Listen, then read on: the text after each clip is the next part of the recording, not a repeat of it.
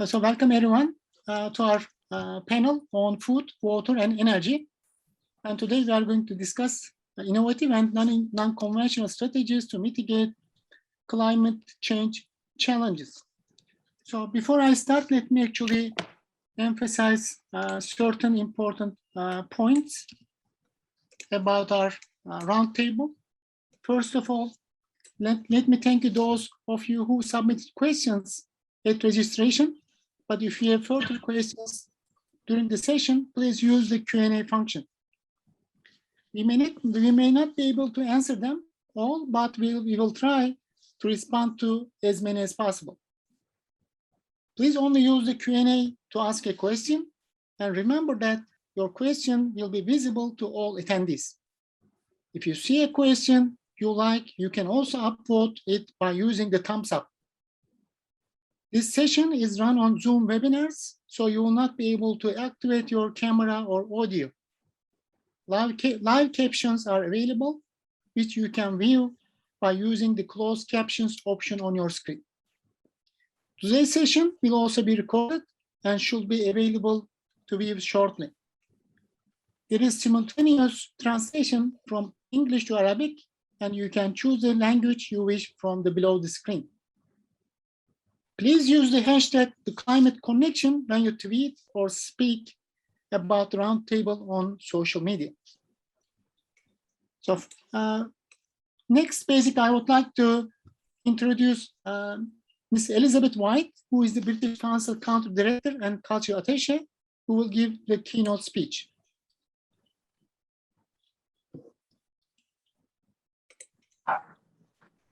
Thank you very much, Dr. Khan. And good morning or good afternoon, everybody, and welcome to our Climate Connection Higher Education Roundtable. I'm Elizabeth White. I'm the Country Director of the British Council Egypt, and on behalf of the British Council, I'm delighted to introduce today's event, Food, Water and Energy, Innovative and Non-Conventional Strategies to Mitigate the Challenges of Climate Change. In the lead up to the COP26 summit in November, the British Council is running a global program and campaign called the Climate Connection, addressing the challenge of climate change. The Climate Connection is a global platform for dialogue, cooperation and action, connecting millions of people from the UK and the rest of the world through shared solutions to the climate crisis. Under the Climate Connection, the British Council has been working with academics, early career researchers, governments and universities from the UK and around the world to create a series of roundtables like this one, examining the role of higher education in the climate debate and what can be done to address the climate change crisis by bringing people together to share ideas and perspective on climate change and to look for solutions. I'd like to thank the University of Strathclyde and the Desert Research Centre here in Egypt for partnering with us today to deliver this important roundtable. I'd like to thank all of you who are attending and all of you who are here with us today, because global cooperation is crucial to addressing the world's shared challenges, and we all have a role to play in bringing the world together to address the global climate emergency. Once again, my thanks to all of you for joining today. I hope that you will enjoy and profit from what will no doubt be a thought-provoking discussion. I will now hand over to Dr. Erkan from the University of Strathclyde and Dr. Hassan Shouti, the Vice President of Projects and Research Stations at the Desert Research Centre here in Egypt, who will be the co-chairs for the day. Enjoy the session, and over to you, Dr. Khan. Thank you very much, Ms. Elizabeth White, for your very nice, kind introduction of our roundtable. So next, what I would like to do is actually I would like to introduce our panel members. So as Ms. White mentioned, I'll be chairing this particular roundtable with Professor Hassan Shouti from Desert Research Center in Egypt. And today, we will have a provocateur, Ms. Rehab Al-Mohsen, who is an independent science journalist and water reporter. And we will have very distinguished panel members, Professor Enas Aboutaleb. She is a former executive director of Environmental Agency Affairs in Egypt. Dr. Islam Amin, who is an associate professor in the Department of Naval Architecture and Marine Engineering at Port Said University. Professor Miriam Balaban, who is the Secretary General of the European Desalination Society.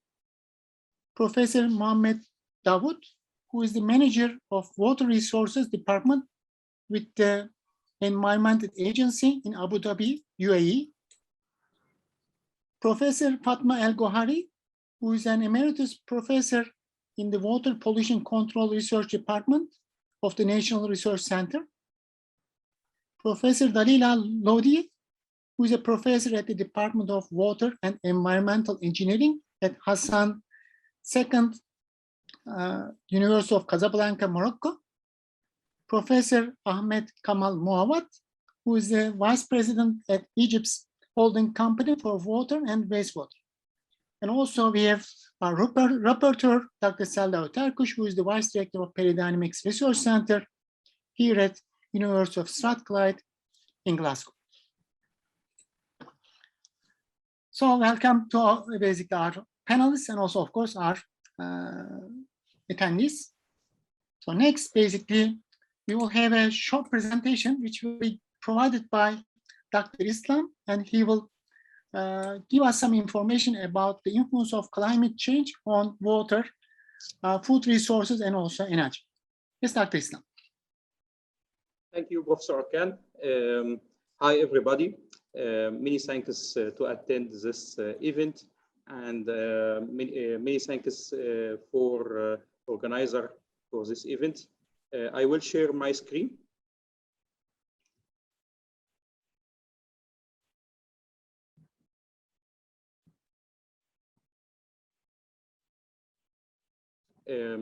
I don't have access to share my screen, so.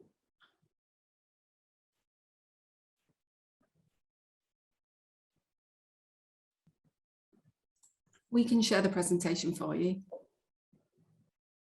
Okay.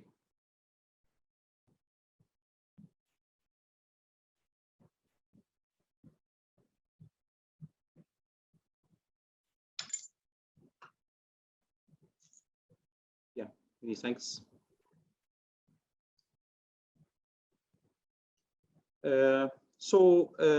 My presentation today in title of adapting to climate change. I choose adapting instead of fighting or mitigation, because I think the world now pass a stage of fight to new stage to how to adapt with climate change. I will beginning, next slide please. I will beginning with some important quotes for world leaders and policymakers. For example, I will beginning with UK Prime Minister. He encouraged people to make this decade a moment of a change in our fight against the climate change. Yasmin Fouad, Egyptian Minister of Environment, says that Egypt to consider this impact in future projects, and around 50% of this project will be go to green projects. Ban Ki-moon describes the climate change as the biggest threat to our future. Barack Obama said, we are first generation feel the effect of climate change, and the last generation who can do something about it are very lucky generation. Next slide, please. Let's now define the climate change. According to United Nations Framework Conversation on Climate Change, the climate change defined as a change of climate that is attributed directly or indirectly to human activity. The World Bank, in his 2030 agenda, highlights the climate change as one of the biggest challenge in our future. According to NASA also, the immediate signs of climate change include a global temperature rise, warming ocean, ice sheet retreat, decreasing snow cover, sea level rise, declining extreme weather events, and ocean acidification. All of this affect now our world. Next slide, please. National Oceanic and Administration, NOAA, monitoring the global climate data, and here are some of the change has recorded. Global temperature rose about 1 degree. Sea level rate now is doubled.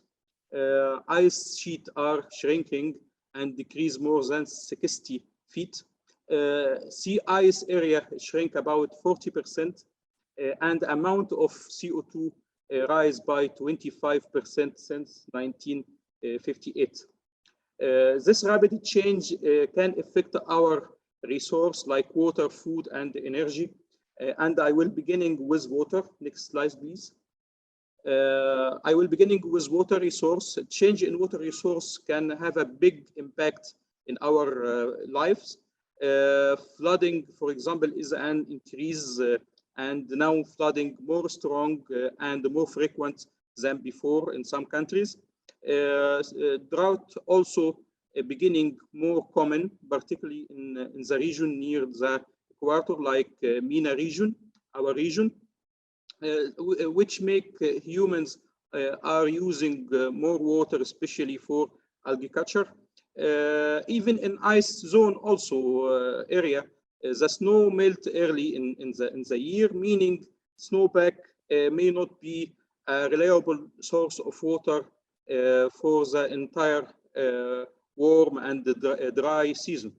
This means that the conventional water resource may not be available as before in many countries and area, and the water security and scarcity may change year by year rapidly. Next slide, please. About the food, because the food is very dependent on the water and the weather condition, so it's water problem will affect the quality and the quantity of water production. Although the farmers and the researcher may be able to adopt some agriculture techniques and technology for develop new ones, but some change will be difficult to manage. Increase the temperature and drought and water stress, diseases and weather extremes create a challenge for the farmers and researchers and the ranchers who put food on our tables. For human healthy, based on the change of water and the food resources, as expected, also we will face a human healthy challenge, put our life in risk. Enough to say that heat, one of the most deadly weather phenomena. Also, ocean temperature rise, the hurricanes are getting strong and wetter, put our life also in risk. Dry condition lead to more wide fires. Next, please. The environment also impact, significant impact on the ecosystem. Some living things are able to respond to the climate change. Some planets are blooming early, and some species may extend their geographic range. Ocean in usual absorb like 30% of the carbon dioxide. As a result, nowadays the water is becoming more acidic, which lead to affect marine life. Next, please. Millions of people also will be impacted by sea level rise. Coastal infrastructure such road, bridge, water supply, and much more are at risk. Most of infrastructure actually was designed without future climate in mind. Extreme weather events can stress existing structure and facilities, increase the temperature required, more indoor cooling, which can put stress on our energy grids. Next, please. Adapting to climate change, what we can do actually to, we can go green we can reduce emission, we can save our ocean, rivers, and sea, marine lives, save the ecosystem, design modern features help us to adapt the climate change, for example, in water and food and the clothes and the buildings and so on. According to our rule as a researcher, we need more research studying the future impacts and offer solution. Next, please. For example, with our collaboration with British Council and STIFA, Strathclyde University and Desert Research Center, we working and finish one of them on 3 different R&D projects related to water and energy resources, and we offer unconventional solution. For example, first project was mobile floating desalination plant powered by marine renewable energy. The second was floating PV system powered power station integrated with compressed air storage system. And the third was novel wastewater treatment plant powered by biogas. So we try to give unconventional solution for to adapt the climate change. Many thanks for your listen.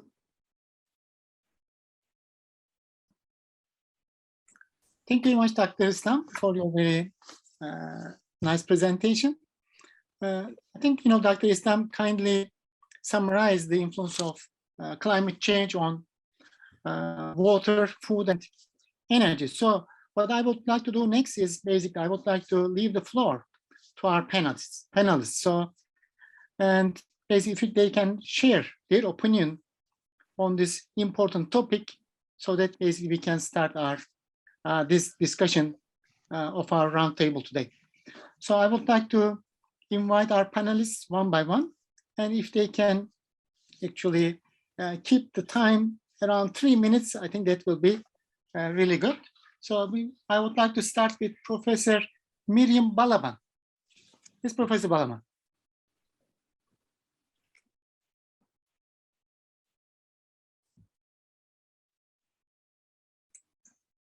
Yes, hello everyone. Actually, I did not prepare slides, but I thought about just mentioning history that back in 1965, there was a meeting in Washington of the Office of Saline Water talking about the importance of the desalination or using the sea for water. That's when I started the journal Desalination. Now, one of the first articles there came from Kuwait about a desalination plant. Now, also, it's speaking about where some of the technology came from.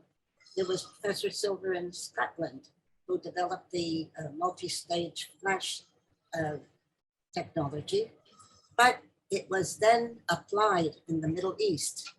So the place for the application of technology was where the water was needed the most. And over the years, actually, this application of the technology became the greatest in the Middle East, where the need was there. And there we have many developments, and including in Egypt, where we have a few representatives here, that to make this a viable source of water. And also, there's another way, and that is small plants, which has been developing now, the need for small plants. So there have been, in fact, funded by the European Union even, the development of small plants which could be applied in remote areas. So this technology has really been contributing and hopefully could help with the climate change disasters. So that's another part of the work that's going on. One other thing I'd like to mention, and that is there's a professor in Korea who has suggested using wastewater, the human waste. He's designed his whole house to provide water from the human waste. So these are some comments that I thought would just introduce some of the thoughts that I've had on the topic. Thank you very much, Professor Balaban. So next we will move to Professor Mohamed Dawoud. Professor Dawoud? Yes. Good afternoon. Good afternoon, everybody. I have few slides if I can share my screen with you to show this. Can the host allow me to share my screen, please?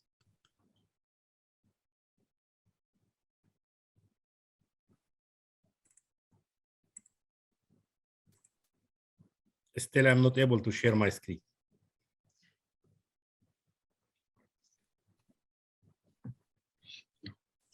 I'm afraid, if you could send us the slides, we could try to do it. Oh, if I know I can send it before. Can I send them now? So what we can do is, Professor Dawoud, maybe we can move to the next panelist and then we will give you the basic good idea. Okay, fine. The opportunity later. Okay. So we will move to now Professor Fatma El-Gohary. Yeah, I also prepared some slides, but I think I should have sent them before.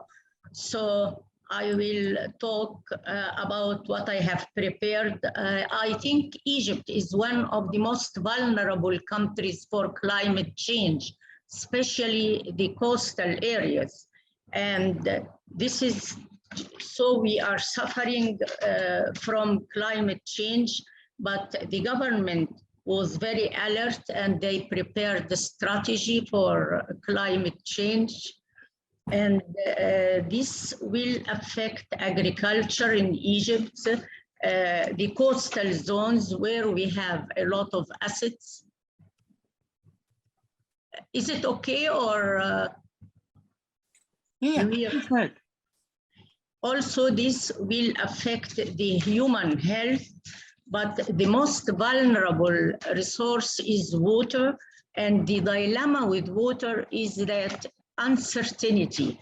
And by this, I mean that there are studies which say that water will be scarcity of water due to temperature increase. And another group suggests that evaporation will result in increased precipitation in the Ethiopian highlands, and floods will take place. And the Lake Nasser will not accommodate it. So the ultimate problem is that these two scenarios are opposite to each other and need different interventions.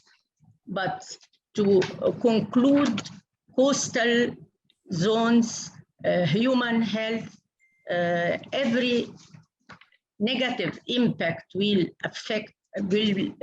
be produced by the climate change is related to water resources. So if we can make good governance programs for water, maybe we can combat the negative impact of climate change.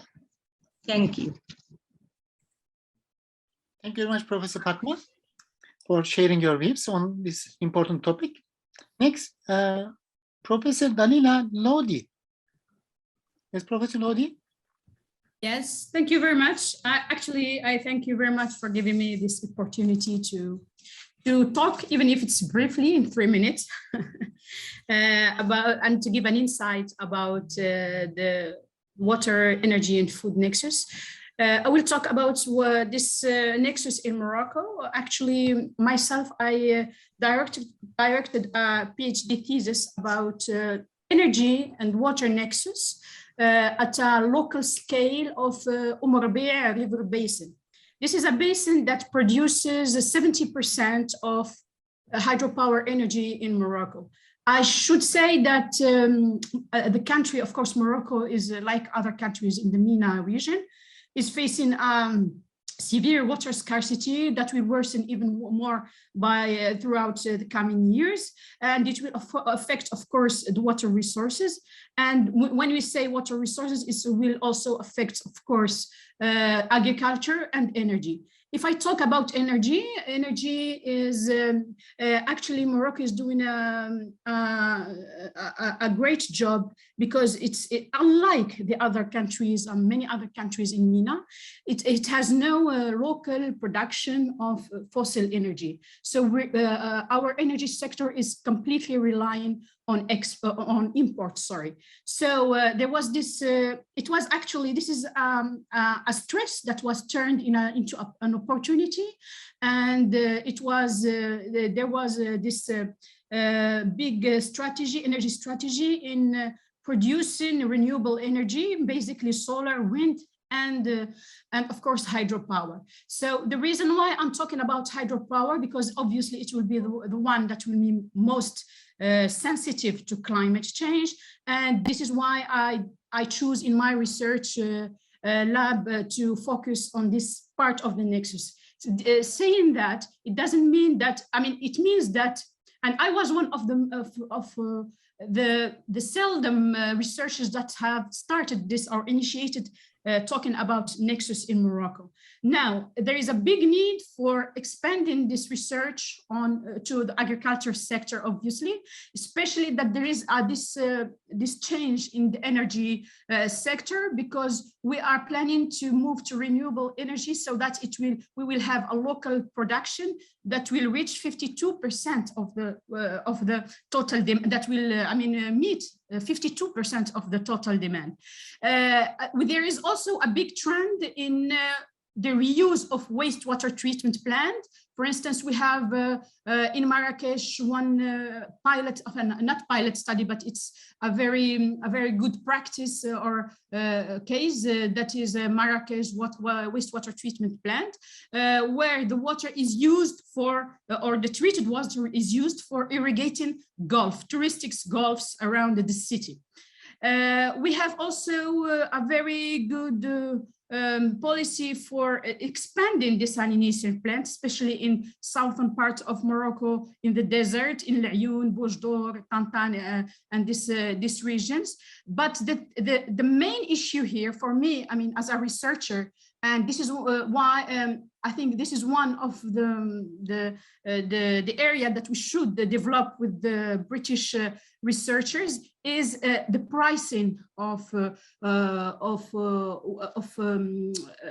non-conventional water resources, especially the energy cost within within the nexus of agriculture, food, and energy. And I know that I made some research, and I found that many research institutes in the UK are very developed a very good research about this issue. And so there's actually many needs, especially for metering, monitoring, data collection, and the quality of data. That is the main issue, actually, if we talk about the ground. But there are also other issues that we can talk about it later. Thank you.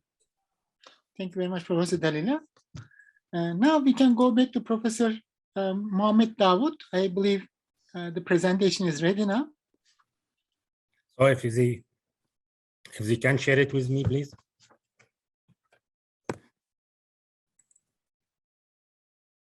Yes, now it's clear. If you can go directly to the next slides. Actually, when we are speaking about the climate change threats to our food, water, and the energy nexus, we have to understand our situation in MENA region first. And I put here some few facts, which is actually shock the facts for us, but this is actually the real situation in the MENA region. First of all, 90% of the MENA region are under aridity with less than 0.5%. Next, please.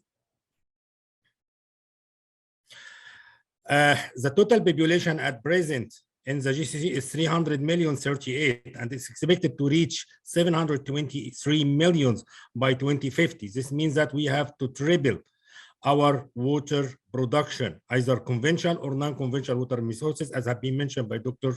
Dalila before. This will put a lot of pressure on the scarce available water resources in the region, and it will push the region to go to find another alternative waters, which mainly non-conventional water resources, and it's costly and have some environmental impacts and affect the climate change phenomena globally. Next, please. I gave here about 70% of the surface water within our region is coming from outside the region, and we call the transboundary rivers or transboundary surface water. And actually, unfortunately, our region is always the downstream countries, which is and the water is already controlled, regulated, and managed by the upstream countries, which is outside the MENA region. I give here only just 2 exercises or 2 case studies, like the Nile River case study and also the Tiger and Euphrates case study, and how the region suffering from the upstream countries and the other countries controlling the water flows to the region. Next, please. Because we are started to suffer from the lack of scarce water resources, we started to shift toward this using non-conventional water resources. Our region producing about 53% out of the global desalination capacity all over the world. And because of this, they need to consume a lot of energy, they producing a lot of emission, and also they discharging back to our environment a huge quantities of brine water back to the marine ecosystem, which affects the marine ecosystem. This is estimated to be doubled by 2030. Next, please. Unfortunately, 63% is the self-sufficient ratio for food within our MENA region by 2020. And this means that, and unfortunately, this also is declining. It's not increasing because we are not able to produce more food because of the scarcity of water, and we need more food, and the need for food will be doubled. And this add a huge investment and bill every year to import food from outside the region, and also making a lot of geopolitical consideration because of the sensitivity of the food prices and the instability of the region. Next, please. The seawater rise is also affecting the region, and it's affecting the deltas, and affecting the coastal areas, and the coastal areas in our region is inhabitant areas, and it's affected by the seawater, expected seawater intrusion. And within the last 10 years, there is about 50 centimeter increase in the seawater level within our region. Next, please. I gave here only 2 exercises. One is the Nile Delta and the effect of the seawater intrusion after the seawater rise. With the seawater rise by about 50 centimeters, about 8 million people will be affected in the north coast of Egypt. Meanwhile, also in the GCC countries, we have a huge number of desalinated water, which is used the intake on the Gulf. With the effect of the climate change, there will be a dramatic effect on the desalination industry within the Gulf region. Next, please. The future and how innovation can help us to mitigate the measures, or to mitigate the measures and to avoid the threats of the climate change. This is what we can speak on during the question and during the discussion, and we can put together a future action plan, how we can work together with using new innovative technology for irrigation, for agriculture production, to minimize the waste in the food, and to also to use the renewable energy in desalination and using the treated wastewater in agriculture. So we have to work on both increasing the supply of water and food, and also working on the demand, both for food and water. Thank you very much. Thank you very much, Professor Dawoud, for your very informative talk.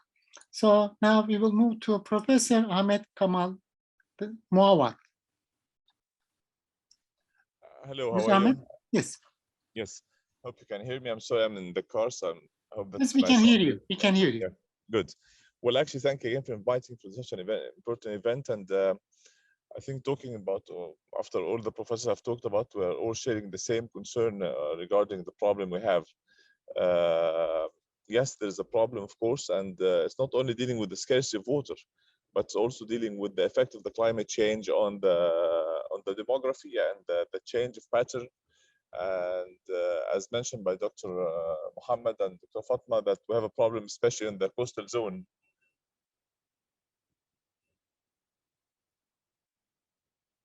On the coastal zone, and giving the example was given to the Alexandria port and so forth. So the aspect with us actually has 2 avenues. One is dealing with the scarcity of water, and the other with the coastal zones areas. The coastal zones areas relate not only to water, but it's related to the change of demography for the delta area. And this will definitely have an effect on the food and the agriculture. and even it might have to be reallocation of settlements and developing new areas and communities away from the dead areas that might be flooded. But as for the aspect, water is more significant now because you know that we are now reaching 100 million inhabitants and expecting to reach 160 million within the next 20 years. We do already have a scarcity of water without the climate change. So if you add to it the problem that has been mentioned, that the water is coming from the Nile, which is basically outside from our boundaries and controlled by other areas, and the effect of the climate change and the rainfall in the southern parts of the country would definitely may have effect on the decrease of the water supply to the country. As Dr. Fatma mentioned, yes, we do have uncertainties on the effect again, and the measure of how significant will be the climate change in the coastal zones, and how this would affect the rise of the Mediterranean on the coastal zones in the country, because this has to be taken into consideration, especially that we are now expecting to expand in the desalination areas.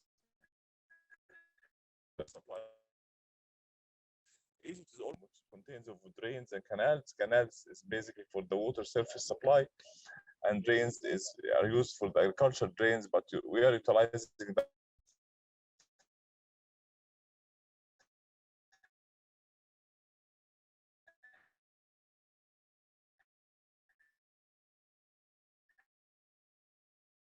into this recycling, and maybe about the effect of sources to govern the supply and demand in the water supply. Thank you very much. Thank you very much. Thank you very much, Professor Ahmed, for kindly sharing your basic opinion on this topic. So next, what we would like to do is actually we would like to move on to questions from our attendees. So what we will do is basically we'll kind of ask a particular panelist to respond to the question. So we will mention actually which panelists that we are referring to. And also we have also Ms. Rahab will also help me to, for this part of the roundtable. The first question actually is for Professor Miriam Balaban. And the question is, to which scale can desalination solve the clean water requirement globally?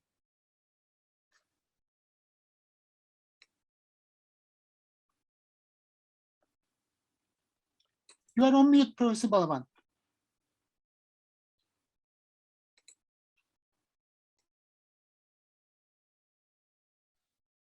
Yes. Well, there's great scope for desalination. First of all, the technology is being developed continually, where you have bigger and bigger plants. You have new technologies. I mean, for instance, I didn't mention before, I just mentioned the multi-stage flash, which was the early technology and which was applied greatly, especially in Saudi Arabia. And then the reverse osmosis, which was initiated by Sidney Loeb in California. But then again, that is the main technology being applied also in the Middle East, in fact, everywhere. And it can greatly grow. I think there are about 15,000 plants now around the world. And there are more and more being built. The technology is there. And apparently the money is there too, because the need is there.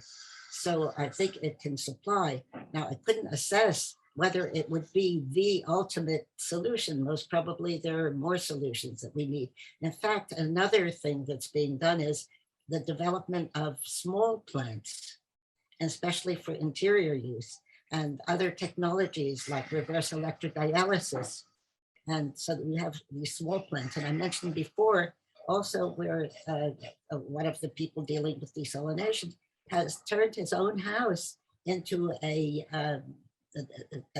plant, more or less, or that is utilizing the wastewater. And he has been working on desalination technology, but there are all sorts of developments of that kind. I couldn't say whether that would serve the 7 billion people that on the planet, but it still is an open technology which is being developed and can do a lot. There's another thing to make it financially viable. there is now a very popular topic is the use of the brines. Before, the brines were just thrown back to the sea, but now brines are considered of value. They were considered of waste. Now they're of value because they have lithium in them and magnesium and various metals that can be used. So this makes them commercially, or at least help support the whole process by making the results or the wastes into value. So there's still a lot. We wouldn't know the answer, whether it would be the total answer, but certainly it is a great contribution. And like I said, the small plants, the development of small plants in remote areas is also a very important. Dr. Miriam, can I make a comment or a question? When we talk about desalination, we always mention solution and how it could contribute to solving problems. This is Miriam, and I'm a journalist. So I always notice that scientists are portraying desalination as this big solution to all our problems, to all our water problems. Is it true? What about the environment and the cost on the environment because of this process and the waste that comes out of the process of desalination? I just said now that the waste now is becoming a value, and it is one of the, we're all the time looking for improvements. In fact, where we're having our next conference in the Canaries, they have a great accumulation of desalination plants working on various solutions and improvements and so on. But I wouldn't say anything is the total solution. We keep working on it, having new technologies or that is new developments in the technology. So it's a way forward. It's not the total answer, maybe, but right now, it's the best we've got. Also using renewable energy, that's another thing, that the renewable energy is being applied to desalination. We have good examples in Almeria. There's a big research facility there in Almeria, Spain. And as I said, we have to keep working on it. Would it offer a solution to water conflict in the region? The water conflict? Well, it's helpful. I mean, it's the more water you have, the more the people are satisfied, and then it helps. I mean, if we build them and if they become more and more financially possible or viable, then that helps. I mean, if there's no water, certainly there's a problem. But the more there is water and the better technologies that keep being developed, more pressure retarded osmosis and so on, new technologies. And as I said, the small plants, that's a very important development. The small plants, which can be handheld even. And there's a lot of funding for that because it's recognized that would help not only the great big plants. Saudi Arabia is very, very important in this. They've applied, as I've always said, maybe technology came from elsewhere, but they have made it possible to really apply the use and make it more and more financially feasible. So it's still an open-ended technology. And I think it's a very important thing now. We're on a project with the European Union, which is using the waste. It used to be considered waste. Now it's of value. In fact, the name of the project is C for Value, and there are a few other projects on this topic. So, we have to keep developing whatever is a source. I mean, at least it's still a source. Most of the world is covered with water. I mean, the oceans cover most of this planet. So the source is real.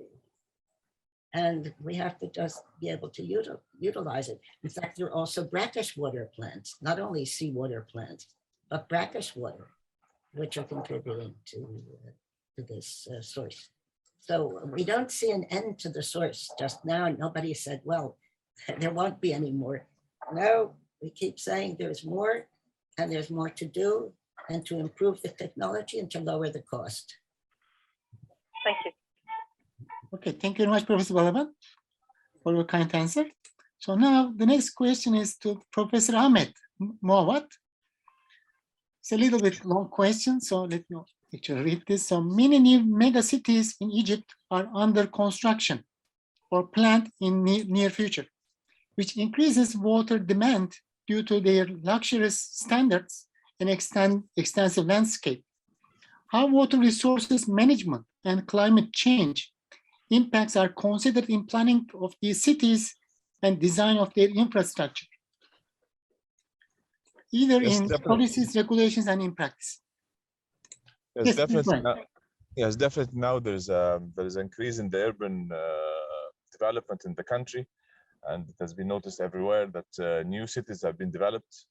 Because, as I mentioned earlier, there's an increase, of course, in the population, and accommodation for this population might have to develop new cities to accommodate them, and that's what's happening in the country now. At the same time, there's the dilemma of the scarcity of water. As I mentioned now, that even the water that we have now is not cannot be efficient for supplying the water demand for domestic use together with the irrigation.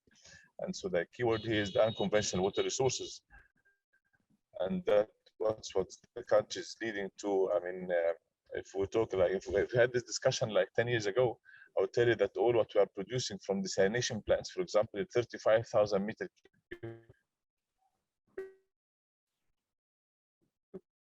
Have an ambitious plan to reach about 6 million meters cube per day. I mean, within the next solution, but we're using now. I think we have just biggest recycling for drainage water in the world now. It's getting 5 million meter cube per day of recycling the drain water coming, and then together with tertiary treatments and developing new code for irrigation, so we can utilize every drop of water for dumping into the seas up north. That's regarding the supply, but again, it's very important to look at the regulation of the water use by having incentives for using less water, and at the same time to accommodate facilities which utilize less water than the norms, and spread the word for the community that we don't have the luxury now to use any drop of waters and have to minimize the usage of water.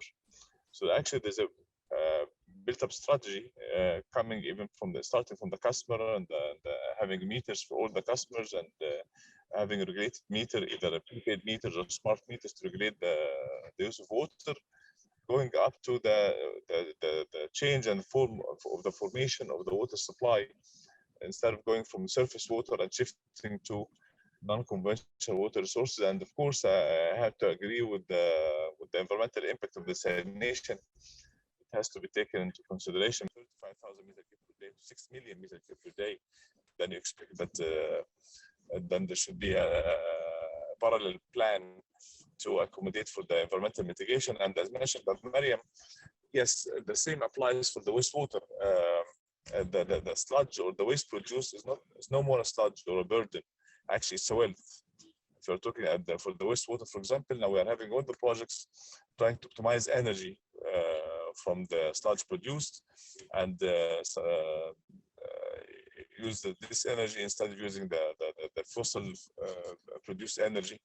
And we have some examples in the country now that are producing 60 or 50% of the plant generated from the biogas from the wastewater, and this will reduce the energy burden on the fossil and be less environmental, to be more environmental friendly. As for the brine, yes, Miriam, still this is a problem. It's expensive, and yet the development of the brine use has not yet been materialized till now. Thank you very much. Thank you very much, Professor Ahmed Mohamed. Next, actually, our co-chair, Professor Hossam, will continue our question part. Professor Hossam.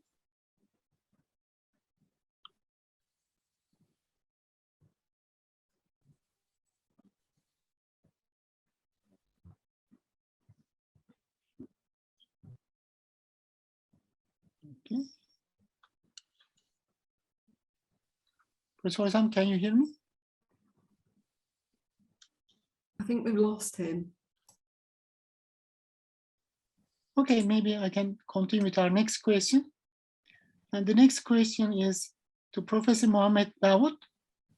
And the question is, how can we sustainably produce and enhance more food in the region using low greenhouse gas energy sources without compromising water security in the context of climate change? Yes, Professor Dawoud. Actually, this is one of the very important directions to mitigate the climate change threats to water and food.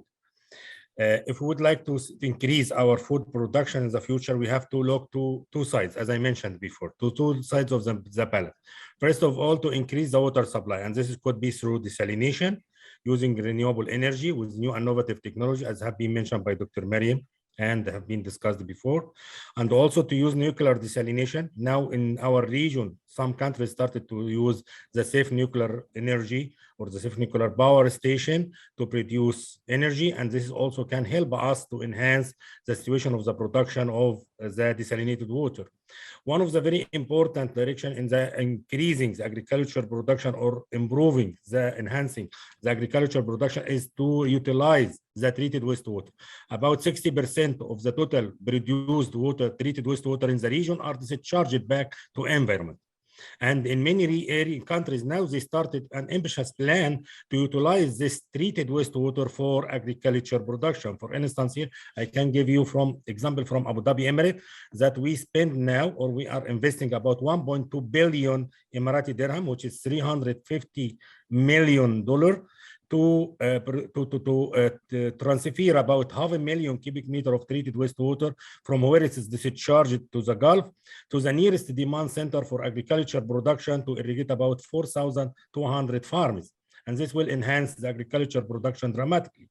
Meanwhile, we have to look to the demand side. The demand side, we are speaking about using innovative technology for irrigation, like subsurface irrigation, dripping irrigation system, instead of open agriculture, using halophytes or for salt-tolerant species and some plantation from our environment within the region as a salt-tolerant and drought-tolerant species, using new innovative technology for greenhouses, hydroponic system, net houses, not only greenhouses, but also net houses.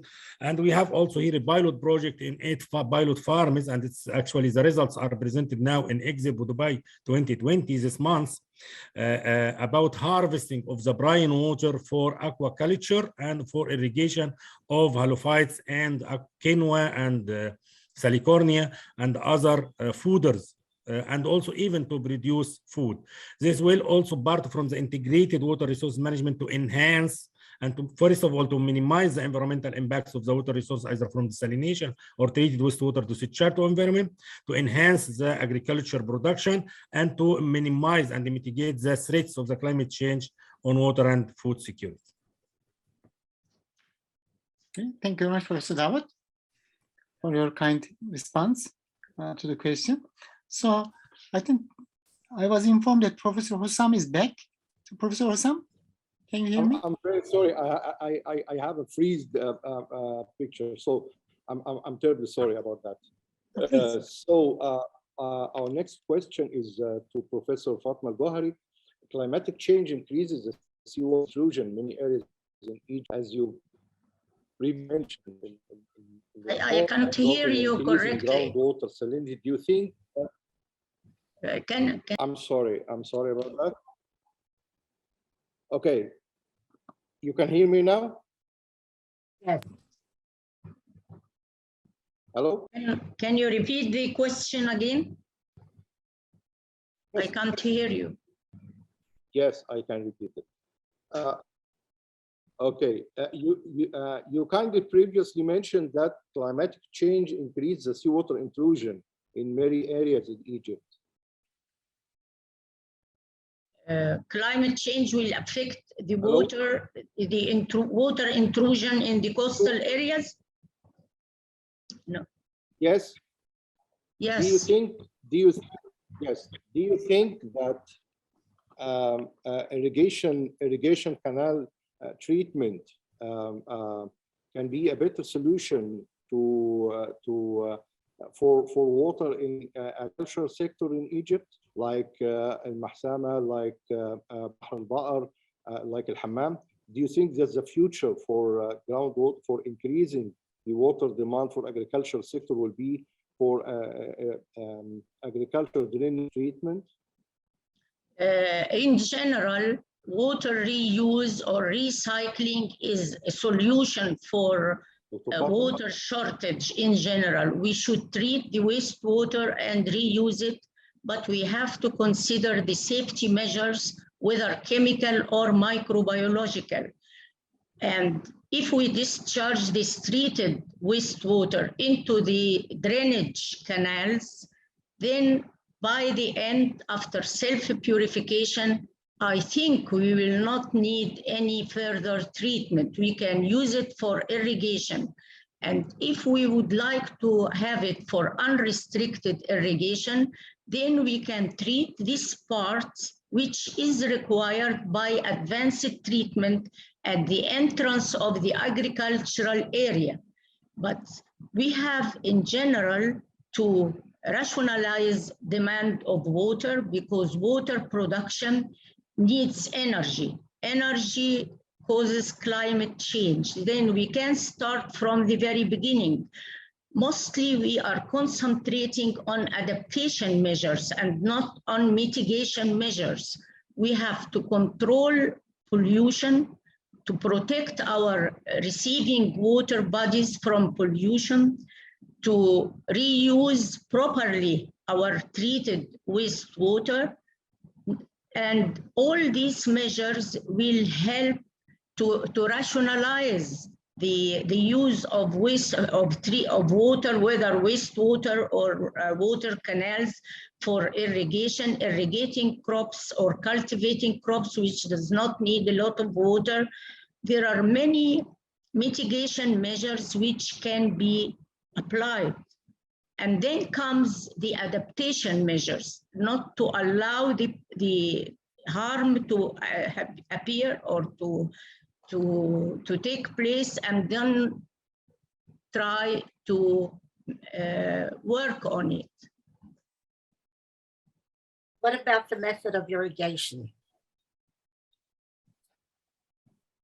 Thank you. Excuse me.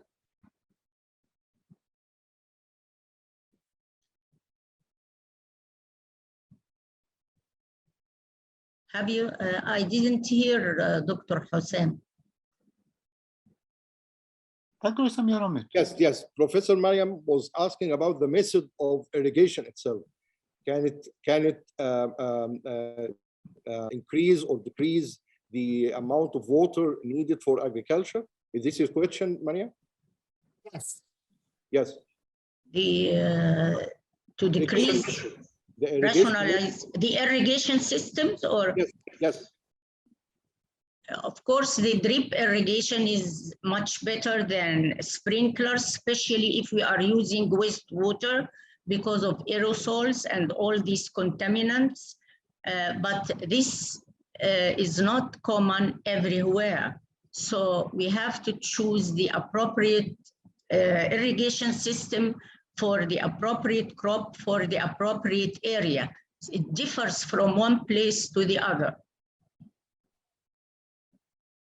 Thank you, Professor Fatma. Our next question is to Professor Dalia Ludi.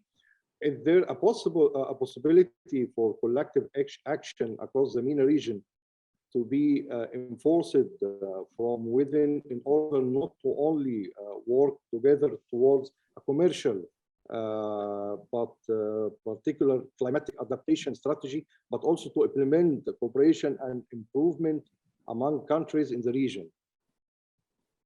Thank you for the question. Actually, I will start from the fact, from the common points that are common to the countries in the Middle East, North Africa. Actually, all of these countries have growing demands, water demands, food demands, energy demand. And as far as I know, most of these countries are heavily relying on groundwater resources that are overexploited, and they are used in an unsustainable manner. So the impact of growing scarcity on agriculture will be very significant. And there will be a drop in production if we keep this interdependence between groundwater and agriculture. So the need for new technologies and unconventional water resources for agriculture is a must. And when we talk, but the thing is, I mean, I'm talking from my country perspective, but also I know that there are many similarities with the other countries in the MENA region. There is a problem with enhancing the attractivity of these solutions, because not all farmers would like to use treated. We have this opposition sometimes from farmers to use treated wastewater for irrigation. We have also this problem of using desalination for irrigation that poses a threat to soil salinity. So all these questions, I think they are common to all our countries and should be a priority for research in our countries. How can cooperation, and there is another question also, is that the price, again, I always come back to the question of prices, is the problem of the availability of energy. Many countries, this is a difference now in the Middle East, the MENA region. There are some countries who have fossil energy with the very low expenses, and other countries like ours who are heavily dependent on import. And the question, and we know that most of the desalination, for instance, technologies have their costs basically dependent on the cost of energy. So this is a question that can be a subject for cooperation between the countries of this region. And I think that there is a big room for cooperation between our countries, because some of them are very developed in desalination processes. Others are developed in energy and renewable energy development, like Morocco. Some others are developed in wastewater treatment plant reuse in agriculture. All these technologies are very much welcome, and cooperation is very much welcome within these sectors. But the thing is, how can we implement projects at a regional level? I should say that there is, for me, there's two or three good examples for this cooperation. One of them is there was a call under the PRIMA project. I don't know if you know about PRIMA projects. It's a European Union project that are focusing on water and agriculture, and now they are also expanding it to the nexus of water, energy, and food. And it's mainly targeting the countries of the Mediterranean region. Maybe we should think about initiating some kind of multilateral cooperation at the Middle East, North Africa region, in conjunction with other international organizations, such as, for instance, the INWARDAM, that is, or the OIC, that is the Organization of Islamic Cooperation. They've done very good jobs. For instance, I was in Jordan 3 weeks ago, and I've seen a project about the water, energy, food nexus in Jordan, and it was about the smart desert that was targeting using new technologies for agriculture. At the same time, for the final objective was how to solve the crisis of migration of Syrians, men that are the major labor force in agriculture, and women Syrian that are working in food processing. And this is a very good example that shows that there is a room and there is opportunity for collaboration and cooperation between countries in our region. There is also another good example is You know that there is how do you call it, international symposium of flash floods, and it's targeting the Middle East, North African region about flash floods. And it's in cooperation with Japan, Kyoto University, and they are doing a really great job and having good finance from the University of Japan, Kyoto University of Japan, Amin, and within the framework or in the perspective of applying for JICA. This is the Japanese international cooperation for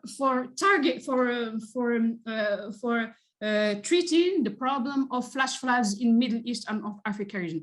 This is to say that there are many common points at the level of WEF nexus in the region, and there are many opportunities that we can develop to progress and improve research in our countries. Thank you. Thank you very much, Dr. Dalia. And our next question will be to Dr. Islam. Dr. Islam, what are the most suitable innovative and non-conventional strategies to mitigate climatic change challenges? Thank you, Professor Hussein. Actually, it's a difficult question to answer direct because actually every country should have its own strategy. Because every country has its own special resources. For example, for MENA region, the solar power has a good priority potential to use. But anyway, in general, we need to go green to reduce the emission. Use in large scale the renewable energy in our use, save the oceans and rivers and all our ecosystem. From my point of view, or my specialist in renewable energy, because Strathclyde is one of the pioneer university in renewable energy, especially marine renewable energy.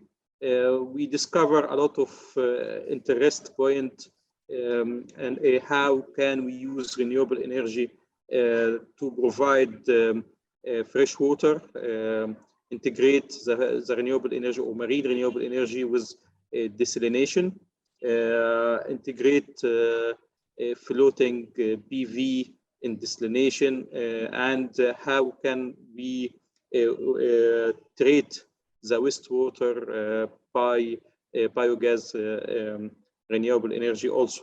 So each area has its own strategy. Each country should build up its own strategy, depend on her potential regards to renewable energy. But I recommend also to accelerate the process with zero emissions quickly to try to reach our target to reduce the emissions. That's all. Dr. Islam, why not every country is using renewable energy when it sounds like very much a solution to everything? So why not all the country? What is the problem here? What is hindering them? Yeah. Many thanks, Rahab. Actually, every area has its potential. For example, as I mentioned, for MENA regions, they are in the sun belt, so PV may be the good choice for this area. Some countries don't have this opportunity to build up PV or solar system because they don't this far away from sun belt. For example, Europe, especially in UK, they interest so much with wind power because they have high density wind velocity, so they focus now in wind power.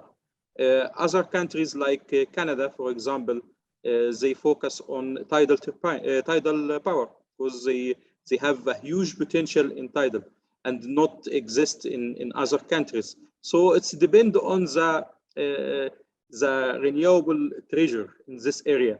Which can I give is the priority to extract and harvest this power and convert it to clean energy can use to provide our food and energy and power sources. Thank you, Dr. Islam. Our next question is to Dr. Hadi Fauzi. Dr. Hadi, actually, this roundtable is based on the very excellent experience between our Desert Research Center and Strathclyde University. Actually, we have a very strong relation in many projects. So to how much the volume of cooperation between Egypt and UK in water sector will be, especially either in education, research, business, or funding for the next year? Thank you, Professor Hussam, and good afternoon, everybody. I would like to start by saying that our trade organization, our organization, Scottish Development International, it is a trade organization, but we are very much committed to climate change, low carbon transition, net zero emissions target, and renewable energy. We are not actually now supporting industry which lead to higher emissions now. So the organization itself very much, although it is a trade development organization, but we are working very much in the very same target and the focus of this round table. Scottish Development International itself, it is a Scottish government organization, and it is a joint department between the Scottish government and Scottish Enterprise, the main economic development agency of Scotland, and other enterprise agencies in Scotland, Highland and Island Enterprise, and South of Scotland Enterprise. Scottish Enterprise very much committed to support innovation and technologies of companies, and that is through especially SMEs, and that is through financial support through smart grants and other supporting tools. The strategy itself, the international, and in the same time, we are committing and supporting small organizations, small companies, and even actually larger companies for the internationalization. And that is through a number of supporting tools or products like international strategy workshop, and like actually identifying potential areas of research and technologies and so on. You mentioned, Professor Hussam, about water. Indeed, water is water and water-related area is one of the sectors we are supporting in our trade development between Scotland and between Egypt and between Middle East and North Africa. That is including desalination, including wastewater treatments. And what we are trying to do now is to convert the skills gained in the oil and gas industries within areas of subsea and offshore operations where we used desalinations, separations, and wastewater treatment, and trying to use this technology into rural communities and also into desalination and agriculture in the area in the Middle East and North Africa. We have a number of projects we are supporting within this area. We have other projects within the food technology, and that is mainly on fish farming. We supported a number of workshops in fish farming technology, and including the raising the standard of products of fish of fish farms. And as I mentioned again, energy and low carbon technology and low carbon transition and net zero emission target is one of our main focus. We have a number of initiatives actually and events during next months during the COP26, which is being held now will be held in Glasgow. And we hope that this together with our main focus will contribute to the main target worldwide of reducing the emission and even achieving net zero emission and climate change required. Thank you. Thank you, Dr. Hadi. I have a question to Professor Miriam. As an editor of chief in a lot of desalination journals and renewable energy journals, do you think that the number of applications in scientific community in Egypt reflects the importance of this, the water crisis and power crisis issue?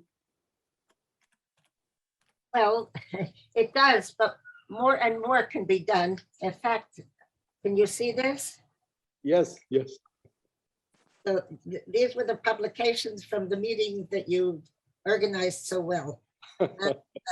I think that more and more could reflect whatever is going on, continues to be developed, because all the time there are new developments.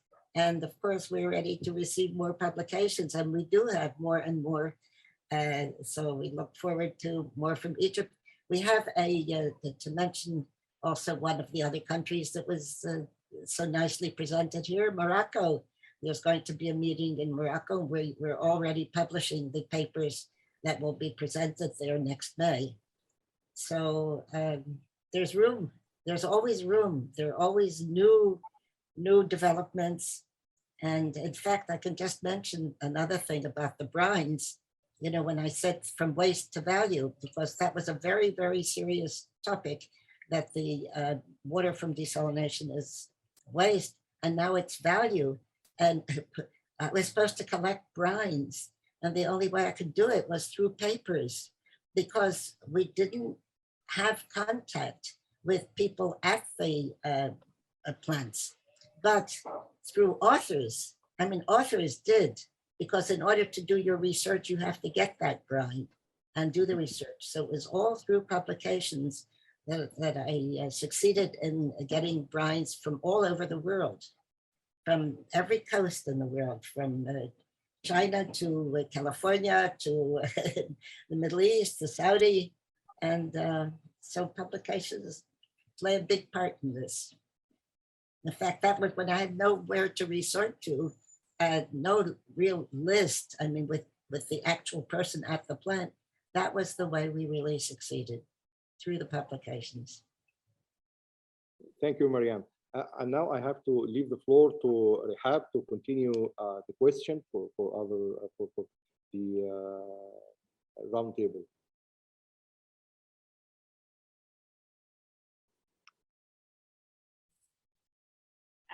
Dr. Akan, would you like to do this?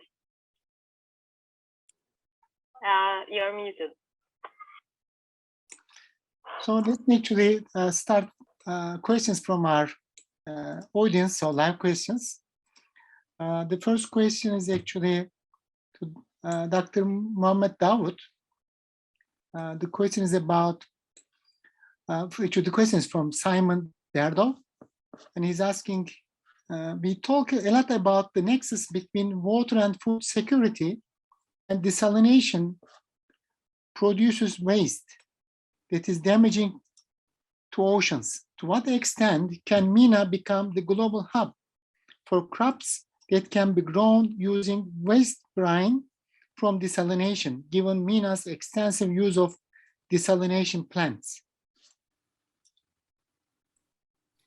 First of all, this is depending on the salinity of the brine water discharged back to the environment, and also even the desalination process itself. We have two major desalination process exist in the region. The first one is the thermal, which is about 60 or 70% still. However, there is now a trend to go towards using reverse osmosis technology. As mentioned by Dr. Miriam and other panelists, that one of the major challenging to harvest the brine water is the chemical additive added as anti-scalant, anti-foaming to minimize this phenomenon within. And unfortunately, this is discharged back to the environment with the brine water.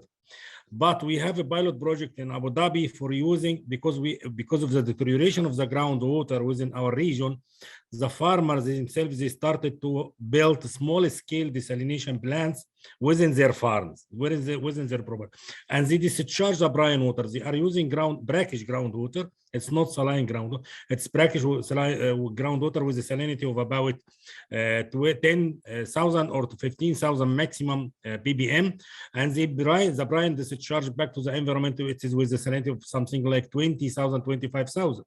This could be utilized for salt-tolerant and drought-tolerant species exist in our environment, and it could be used as a fodder like salicornia, quinoa, and also even for crop production like quinoa. And we have many trials now as a pilot project, and as I mentioned, we are presenting the results of this pilot project in Abu Dhabi and Expo Dubai 2020. And we have also working on using this brine water for aquaculture. We have one pilot project now with Khalifa University to harvest the brine water back to the Gulf through adsorption process system, but not approved yet, even on a laboratory scale. We are working together now with the Khalifa University to improve and to enhance the results of this pilot project, and it will be published in with Dr. Miriam in her journal shortly, inshallah. And actually, one of them, and I published one of the paper in this volume mentioned by Dr. Balaban just in the previous speech. Dr. Dawoud, I have a question, if I may. So there's some concerns that we are over engineering water and food things. So if there's a problem, we go to the engineering solutions, and sometimes this kind of missing the culture aspect, like you mentioned, some of the crafts that we don't use in our table, we don't feed on in our country. So salicornia and quinoa, and we use rice and wheat. How can we change this culture? How could engineers consider culture when they are doing their work? This is very interesting, Rehab. Actually, we are working now with ICBA's International Center for Bioagriculture in Dubai to start awareness campaign and introducing this salt-tolerant species like quinoa, salicornia, and others for public. Even we have a joint program now with the Desert Research Center in Egypt through ICBA to cultivate quinoa in Egypt. And it depends actually on the acceptance of the public, but we also did some workshops and some awareness campaigns, and we invited some very top-notch chefs all over the world and cookers and even YouTubers and some people that they have channels on the social media to make some propaganda and some publicity about the quinoa and salicornia. And actually we achieved the good results. And we started now to produce from the salicornia in Abu Dhabi and Dubai to produce juice and to produce biscuits. And we have now a joint program with Al-Ittihad and the Emeritus airline to offer this new juice and new biscuits in the Emirates. We started with Emirates airline in Dubai. So if you use Emirates airline in Dubai, most probably you will find some biscuits and some juice from salicornia. This is really interesting. Thank you, Doctor. I may add something? Sure. Yeah, yes, please. This is a very good question, actually, and it brings me the idea, the question of, shall we adapt our culture or shall we adapt our agriculture?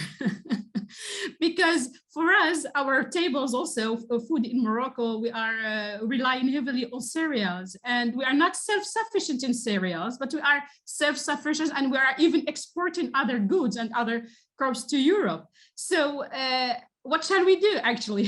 Shall we start adapting our agriculture and cultivating species that are drought resilient and not water consuming, or shall we adapt our tables and food habits?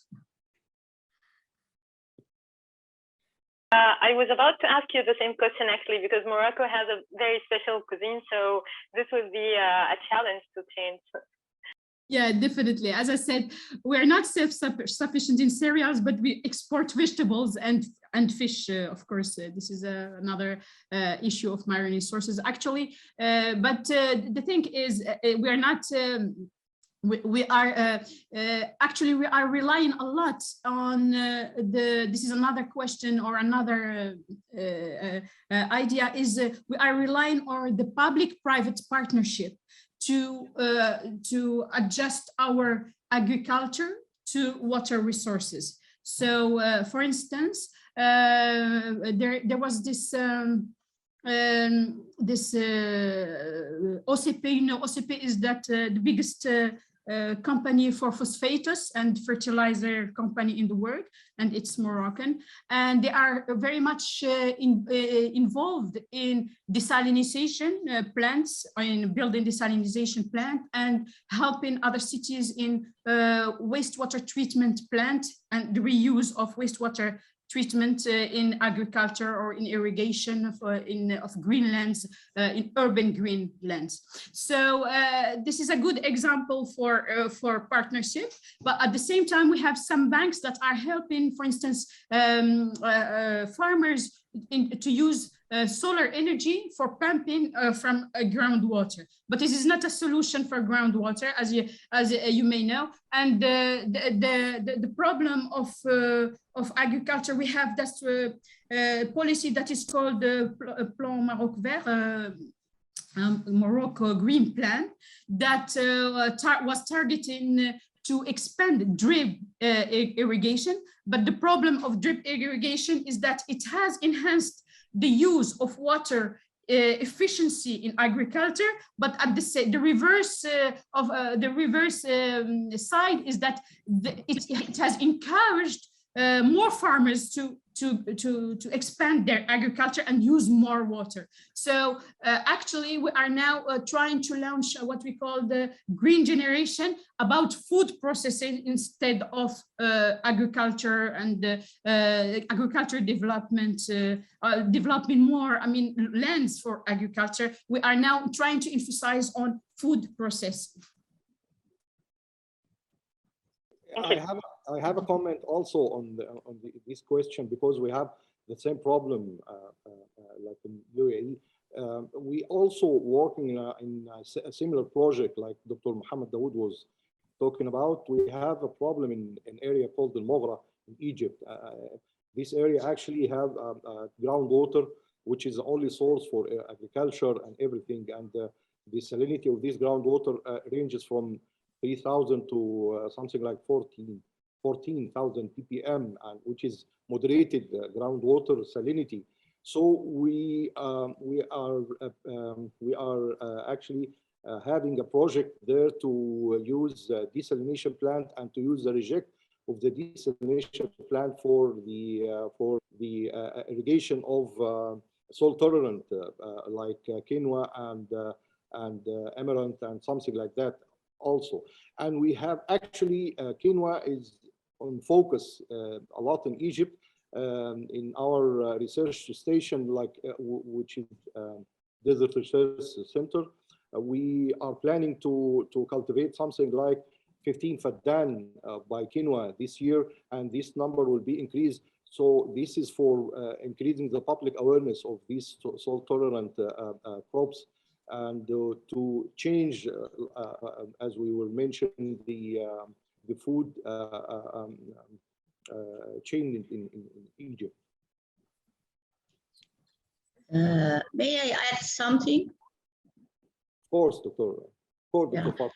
I would like to say that we are concentrating so much on technical and engineered solution of climate change. There are many policy issues which has to be confronted.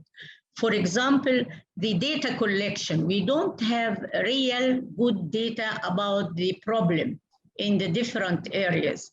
This is sporadic and done by research institutions or within the framework of projects. So we have to collect data and to process it into information to be available and can be used by the different sectors. The second thing is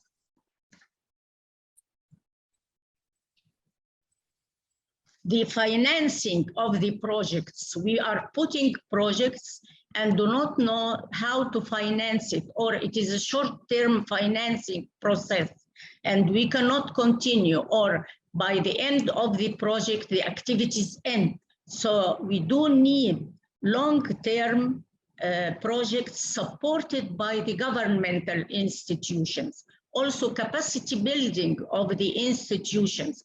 All these things are required to protect our strategies for climate change. Thank you. Thank you, Professor Fatma. Thank you very much for very nice discussion. So I think Professor Fatma actually answered one of the questions that our participants asked for. Actually, the question came from Ahmed Manur, and he was actually asking that the government has strategies to deal with the current and future climate changes. So any details about these strategies, I think Professor Fatma kindly responded this. So I can move to the next question, and this question is to Dr. Ahmed. So the question is about, I want to ask about emissions from sewage treatment plant and their impacts on air quality and increasing of greenhouse gases. Are you, or do you have any records of these emissions? Many thanks, he said. Dr. Ahmed? Do we have a connection issue or? Let's see, I think he's disconnected, I believe. Yeah. Cannot see him in the list. Maybe actually I can move to the next. The next question until I contact the Yes, so let me just now move to the next question. So this question is actually to any of you, let me say. It's a general question. So I would like to ask about how the scientific community can aid policymakers in the upkeep of regional environmental well-being issues amidst the geopolitical uncertainty, especially in the geopolitics of the Nile and the Bushehr nuclear plant radiation in the Arabian Gulf. So anybody would like to respond to this? Well, I can say something. Yes, please. First of all. Well, first of all, the scientific community meets. Although now we have mostly meetings online and not face-to-face, but nevertheless, we do continue to meet.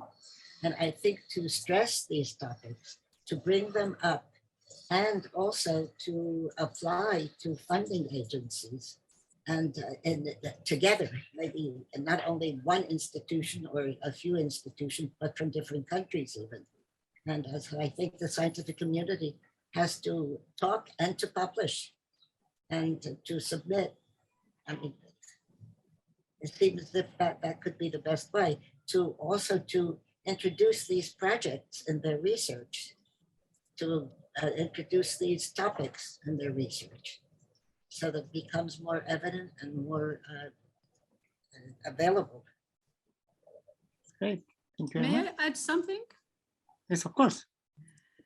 Actually, as a researcher and the part of the community of researchers here in Morocco, I find it very hard to, and I thank the audience for putting this question onward, because I find it very hard to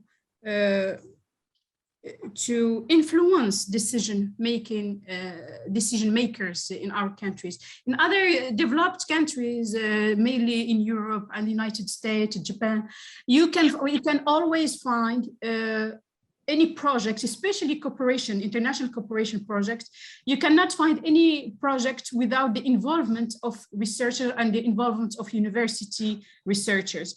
And this is something that I would like to emphasize on, is that governance in countries like ours should pay more attention to the involvement of researchers, not as I mean, we don't want to make policies. We're not. It's not our job, but we want to assist policymakers, just to give them the right.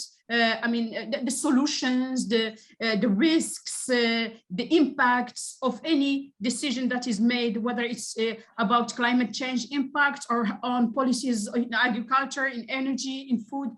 And this is something that is very much lacking in our countries. And I mean, we need to give more importance to the involvement of researchers to assist decision makers. I mean, there are many. Why are we doing modeling? I mean, especially in Nexus, modeling is for decision support and to make scenarios and to assist these decision makers in taking the right decisions and the most efficient decisions for the country. Dr. Dalila and Dr. Miriam, maybe researchers need to approach decision makers. Maybe researchers are not doing enough effort approaching decision makers and with the suitable language. I mean, because I noticed that Dr. Miriam's journal, for instance, it is not. Decision makers are not part of her audience, most probably, because it is written in a scientific language that is not for everyone to understand. So what do you think? Is there kind of responsibility on researchers for not approaching media and decision makers? The road is open, but it has to be done. In other words, the scientific community has to be aware and has to take steps, not to say we're waiting to be invited and to be funded, but rather to also bring this question within its own community to the government. In fact, as I said, I started a journal when I just heard the US government talking about the problem of desalination, but that's when I started to bring the topic up by establishing a journal for it. But I think the scientific community as well has to reach out, not only the government to come back, but the scientific community has to reach out on its own to be aware that there has to be some advertising. If I may add that you talked about a very important issue, that is the link between university or research, let's say, publication and dissemination through media. I mean, this is a weak link between the university and the media. But at the same time, we are, for instance, I'm doing many actions with the civil society, and I try to link a lot what we are doing to civil society, and we disseminate our research through civil society, but also we find our research topics from the civil society language, who are bringing up issues that are most affecting the social and economic conditions of the society. Thank you very much. I think Dr. Ahmed is back.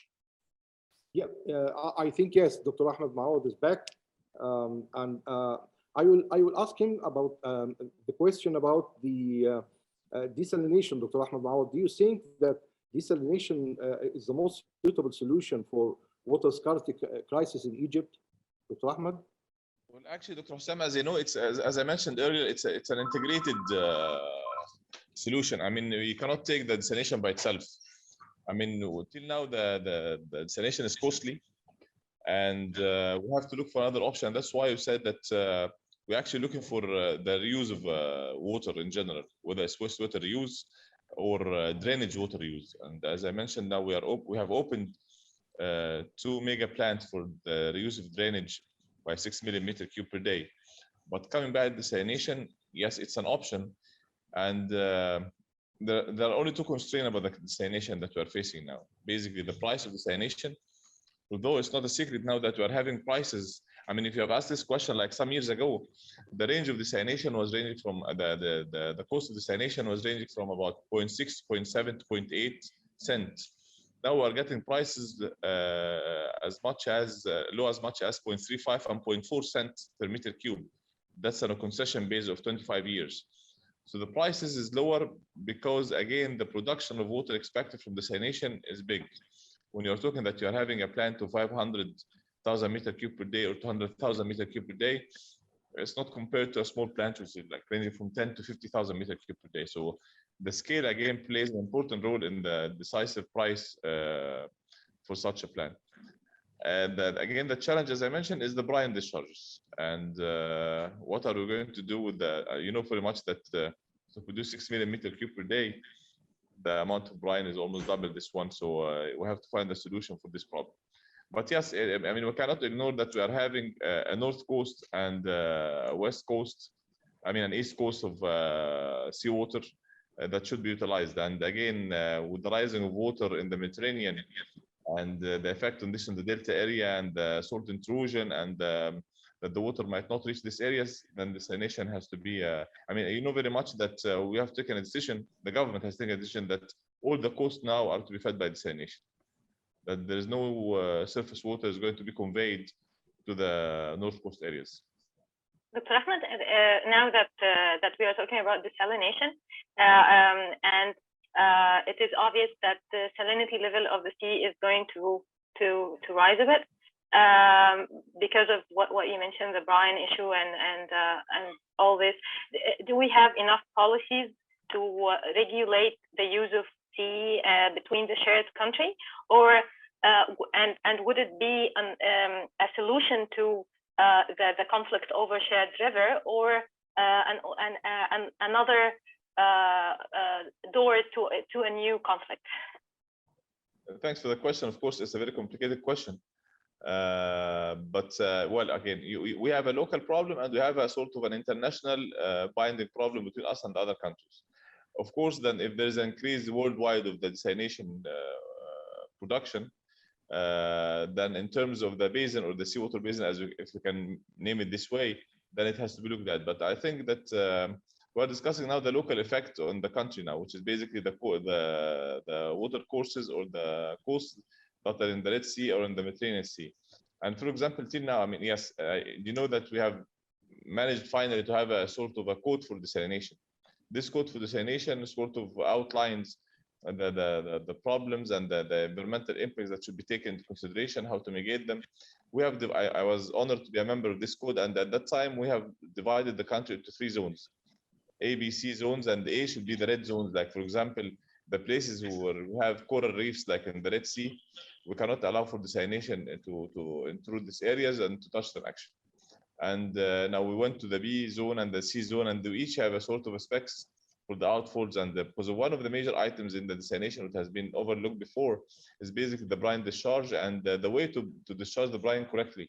There are different design technologies now that can minimize this. Not in the sense that the load of the brine or the load of the salt will be there, but I mean to diffuse the load as much as possible in something called the near field mixing. Anyway, it's a technical term, but I mean these issues has to be really addressed in a global issue if there is a sort of an increase in the whole world production. But of course, you know that for the sea, the sea is massive. It's not a closed area, and I cannot see now that the brine would affect the whole sea area, but maybe locally in some countries maybe. Thank you. If you don't transfer surface water to the north coast, are you going to irrigate parks and gardens with desalinated water and clean the streets and all these things? Good morning, Dr. Fatma.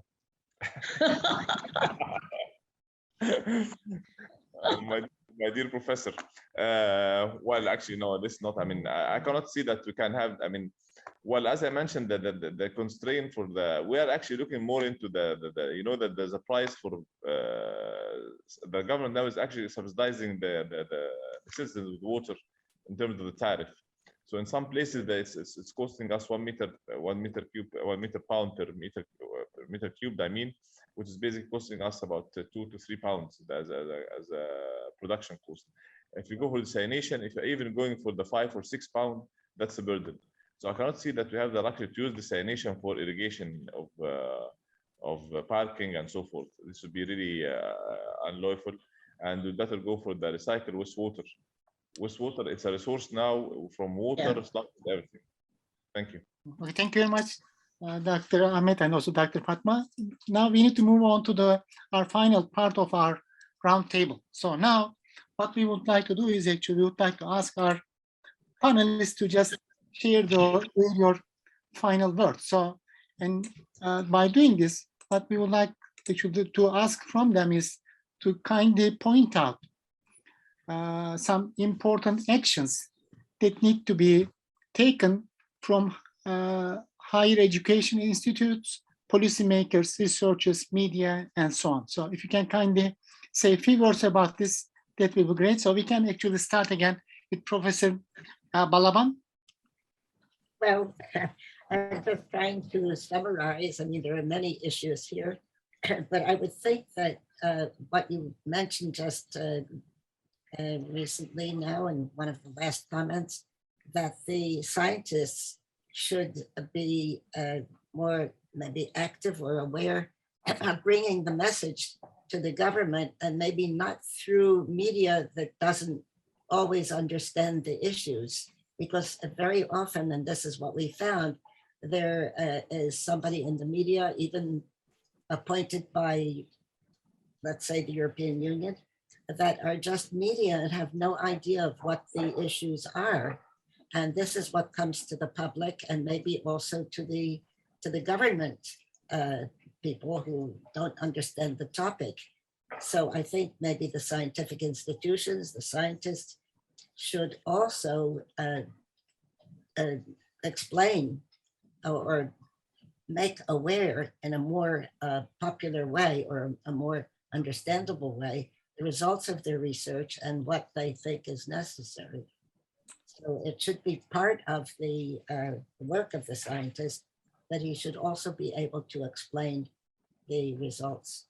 I remember it was in Kenya, there was a scientist who decided that a popular journal was also necessary for the scientists so they could express their ideas. It's called Discovery and Innovation. So this is just the idea that I thought maybe should be followed, or maybe even journals like my own scientific journal might have an article in each issue or from time to time to explain in a more understandable language the main issues. Thank you very much, Professor Balaban. So next is Professor Mohamed Dawoud. Yes, actually, one of the very important issues that we should take in the near future and as part from our action. First of all, most of the countries on a country level, we should have a very clear water, food, and energy nexus policy to evaluate the impact of different items on the others. Because up to date, we don't have a clear policy on water, food, and energy nexus. The second, to empower and enforce and enhance the link between the research center and the industry, I can say, because still we don't have this big interlink between the industry and the research centers and the results of the research from the research centers and the universities. The second, to investment and to increase the investment in the research and development. Still, we have a lack of financial availability and the financial resources to support the researchers and even the students. in the universities and the research center to enhance and to motivate the new innovative technologies in different ways, in finding alternative water resources to increase the supply, or even to properly manage the demand by new technology in agriculture and food production. The third one is, or the fourth one now, which is important, is to monitor the impact of the climate change as well as human or man-made activities on the water and agriculture sectors. Still, we are not have enough monitoring for water resources and agriculture, and we don't have a unified or a network within the GCC or MENA region to have enough information about the water resources monitoring and agriculture system monitoring. The last one, it is actually to adopt the new technology and working to enhance this new technology for improving the agriculture production, especially in the agriculture production. And water, maybe the technology is a little bit limited to desalination and treated wastewater use. For groundwater, for surface water, the technology is very limited and the role of technology is very limited. But in the agriculture, on the demand side, it is huge. We still have a lot to improve our production, to increase the efficiency of water use in the agriculture production and food production, in minimizing the waste in agriculture and increase the efficiency. A lot of many directions that we can start. And this could be between the interlink between the region, the country in the region, and the donors, the funding donors, and the research center all over the world, and the top-notch research center all over the world, including Britain or whatever. Very much, Professor Dawoud. Now, next, Professor Fatma, your final word. As I said before, I would like to see good, accurate data about the climate change in Egypt. And I would acknowledge also cooperation between neighboring countries sharing any resource, coastal area, river, or anything. They have to cooperate together, and research institutions exchange personnel information and work together in projects.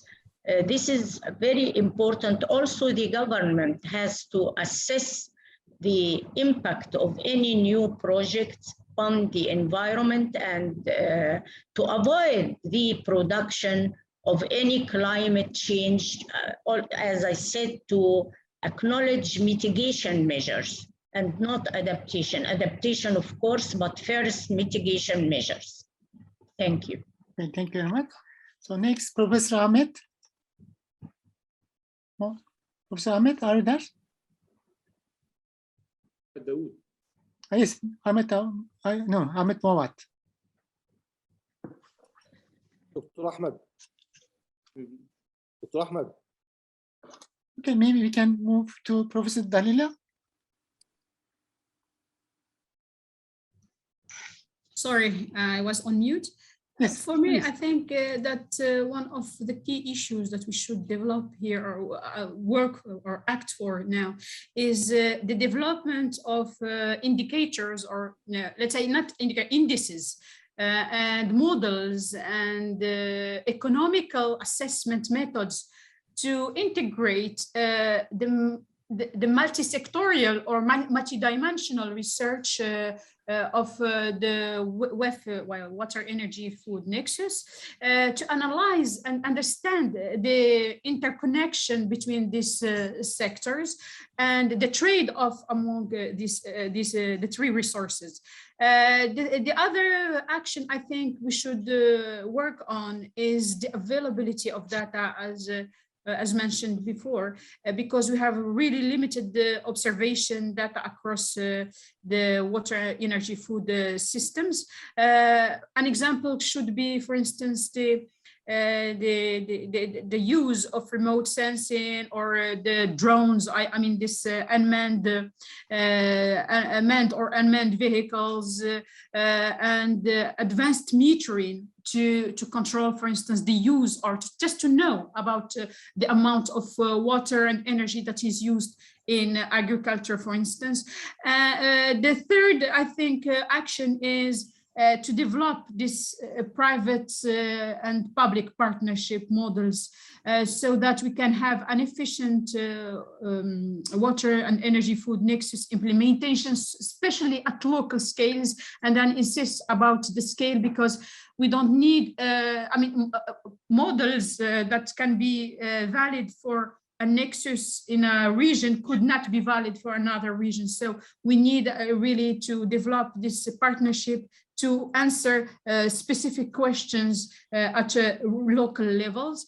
And finally, we think we need to identify financial solutions to ensure the sustainability of use of, for instance, renewable energy in agriculture and water resources management. Thank you. Thank you very much.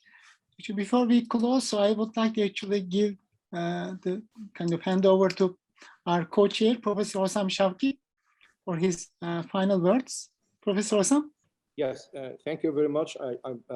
Before our close, I need to deeply thank our guest, Professor Miriam Balaban, my dear friend, Professor Miriam Balaban, Dr. Fatma El-Gohary, Dr. Ahmed, Dr. Mohamed, Dawoud, everyone who accept our invitation to take part of his time to be with us.